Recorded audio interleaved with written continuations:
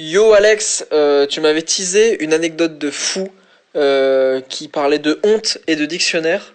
Est-ce que ça te dit de venir la raconter dans Entre Mecs? Avant que l'émission commence, j'ai été contacté par Bumble qui m'a proposé de sponsoriser cette vidéo. Et alors j'ai vu pas mal de comptes féministes faire des OP avec cette application et la présenter comme une appli plutôt safe de rencontre, où ce sont les femmes notamment qui font le premier pas pour les relations hétéro. Alors vous le savez, je fais quand même très peu d'OP sur ma chaîne, donc je vous ai demandé sur Instagram ce que vous pensiez de cette application. La grosse majorité de vos retours sur l'application a été hyper positifs. Les personnes les plus à même à vous dire si l'application est cool ou pas, ce sont les utilisateurs. Donc voici les messages que vous m'avez envoyés. J'ai rencontré mon copain actuel dessus. Ce que j'ai beaucoup aimé, c'est que ça laisse vraiment la possibilité aux femmes de faire le premier pas et de pas se considérer uniquement comme un objet de séduction. Et peut-être que aussi les gens qui sont sur cette application sont beaucoup plus ouverts d'esprit sur certains sujets, notamment sur la question du féminisme. C'est validé, l'appli se veut vraiment safe avec des signalements possibles en cas de problème, même si je n'en ai pas eu besoin.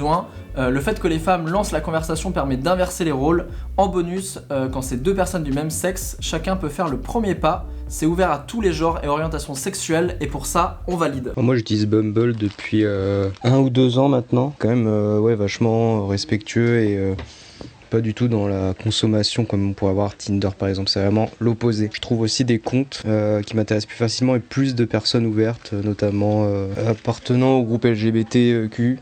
Faites-moi un retour si vous l'avez testé, si ça s'est bien passé, moins bien passé, si vous avez fait des belles rencontres, si vous êtes marié, si vous avez eu 2 enfants. Je vous mets les liens dans la description. Sur ce, bonne vidéo.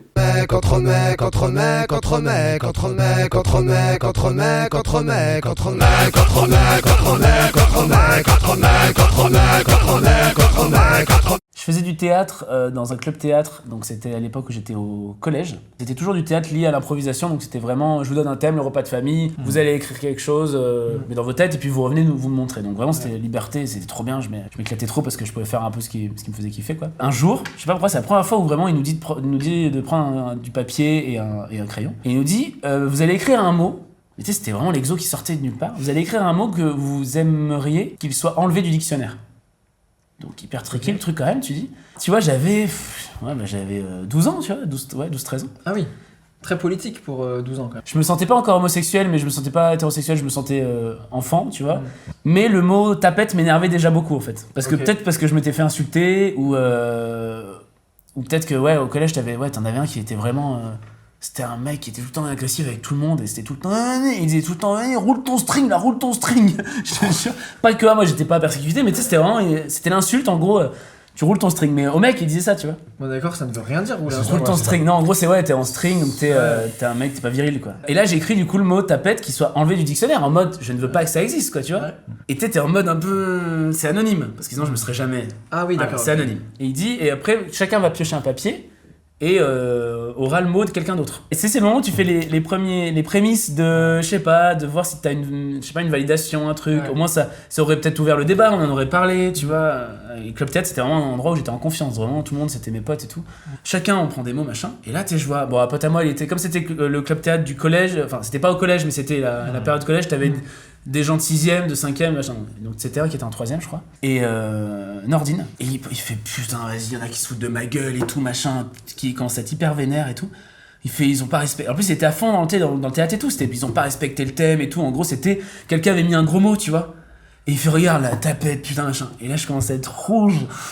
Et il dit ah ouais et tu vas jamais dire bah ouais c'est moi, parce qu'en plus en fait ça a trop pas été bien pris et c'était en mode, c'est comme si j'avais mis tu sais on avait profité de mettre un mot pour dire grosse bite, alors que moi il y avait une vertu, une portée politique quoi, tu vois. Il y avait un truc de j'aimerais effacer ça du dictionnaire parce que nanana, et là vas-y on joue même pas. Il dit bon on n'a pas le temps, on en parlera la semaine prochaine. Et pendant une semaine j'étais genre c'est pas possible.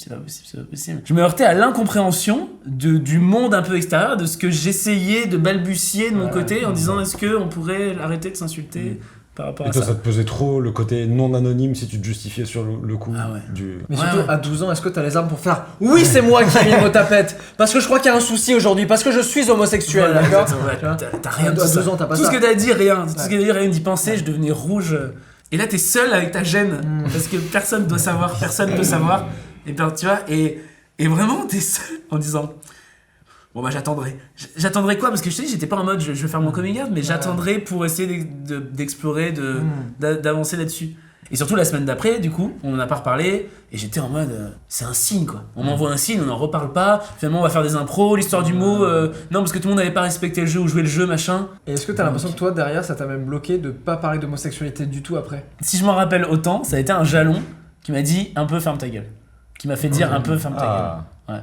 Genre protège tes arrières quoi. Ouais. Et j'ai tout le temps été on parlait de protection dans une autre vidéo, tu sais, ou de machin. Et moi j'ai tout le temps été dans le avec qui je suis et je m'adapte. Ce que l'homme blanc hétéro a rarement, parce que souvent il est dominant. Donc, tu vois. Est-ce que vous avez eu la sensation de cacher votre homosexualité à l'adolescence, adolescence, genre collège, lycée, etc. Un peu, ouais.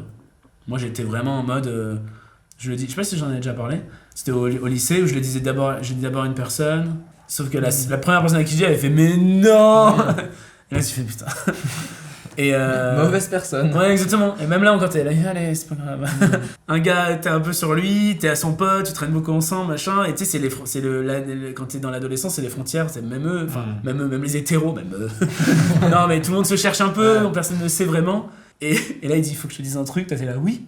Il fait en fait, je suis à fond sur Coralie et je vais te le dire. Et toi t'es là, tu fais. T'as bien fait de me le dire, c'est vrai qu'on est proches. Et bah, une très bonne amie à moi, Elsa, elle disait pas est-ce que t'as une meuf ou est-ce que t'as un copain, elle disait est-ce que t'as quelqu'un. Et je trouvais ça trop bien parce que ça ouvrait le possible de. Et c'était Xavier Dolan qui disait quand t'es homosexuel, t'apprends d'abord à mentir avant d'aimer, avant d'apprendre à aimer. Vous avez l'impression qu'en 2020, c'est quand même un peu réglé cette histoire ou qu'il y a du temps. Parce que en vrai, moi j'entends souvent ce truc-là de bon, en 2020 c'est bon, tu vois. Les homosexuels c'est accepté, etc. Tu vois. Et quand même, quand tu creuses un peu, tu fais accepté. En termes de société, je pense qu'on n'y est pas du tout et que si on a l'impression que ça va mieux, c'est juste parce qu'on n'en parle pas. Ouais. Alors, le mariage pour tous a très bien montré que en fait, dans ce pays, on n'était pas du tout prêt à en reparler. C'est passé très bien, mais sauf que ça a pointé du doigt qu'en termes de tolérance, on n'y est, mais juste pas du tout. Et là, c'est passé, donc on en reparle moins. C'est les élections dans un an, donc j'imagine qu'on va en entendre parler. Enfin, c'est toujours le fer de lance de l'extrême droite de faire sauter cette loi, quand même. Ah ouais ? Ouais, bien sûr. C'est possible de... En termes d'acquis sociaux et de tolérance, je pense pas qu'on avance tant que ça. C'est quoi votre vision à vous ? Est-ce que déjà à un moment vous avez douté vous posez des questions sur votre sexualité ? Je me suis posé la question à un moment, mais en fait, c'est très vite passé. J'ai raconté dans une vidéo que j'étais tombé un peu amoureux du chanteur de Tokyo Hotel. Et en fait, il est quand même très très efféminé, les cheveux longs, etc.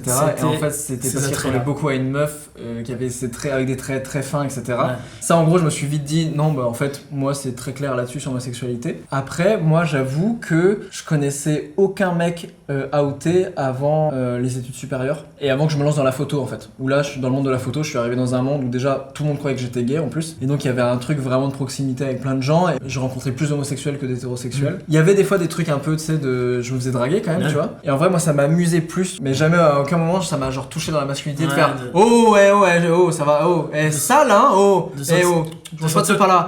De sentir que t'étais un petit cul. Exactement. Des fois, c'est violent aussi. Hein. Et toi ?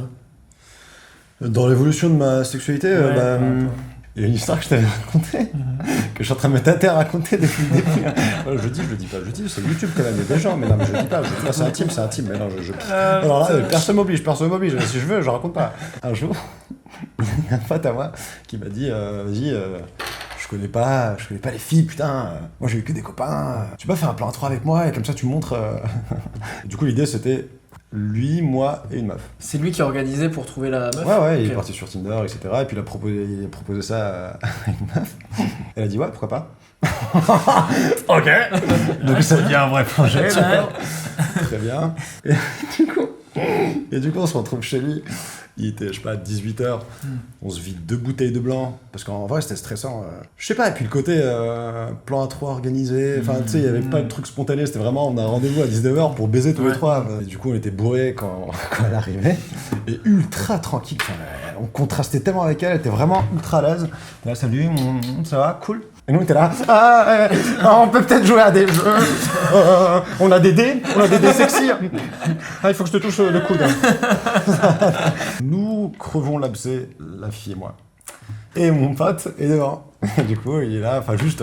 En tout cas, là, c'est beaucoup plus détendu et beaucoup plus propice au partage. Et nous nous retrouvons un peu déshabillés. Et là, mon pote commence à surtout s'intéresser à moi, plutôt qu'à la meuf. Et moi, j'étais là, ah, la vie est faite d'expérience. Allons-y, pourquoi pas. J'aime pas trop quand même, mais... ok, pourquoi pas. Et jusqu'au moment où j'étais... Enfin... Non. En fait, ça me mettait pas à l'aise, j'aimais pas. Du coup, j'ai dit non, j'ai arrêté le truc, quoi. Et puis, on s'est rhabillés. Et on a pris le métro avec la meuf. Et sur le quai du métro, on avait tellement rien à se dire. Tu sais, le silence abyssal. Vraiment le... Ah ouais. Vous en avez reparlé ou pas du tout? Oui. Oui, oui. Ouais. C'est quoi le... Comment tu dis faut crever l'abcès, mais c'était du coup comment tu C'était crèves? beaucoup de vannes Ouais, très... tu sais, où tu utilises des mots en particulier pour faire comprendre à la personne. Tu vois, une espèce de... You know what I mean? Non, Ouais, allez. tu désacralises. Mais en tout cas, plus de tapettes dans le dictionnaire.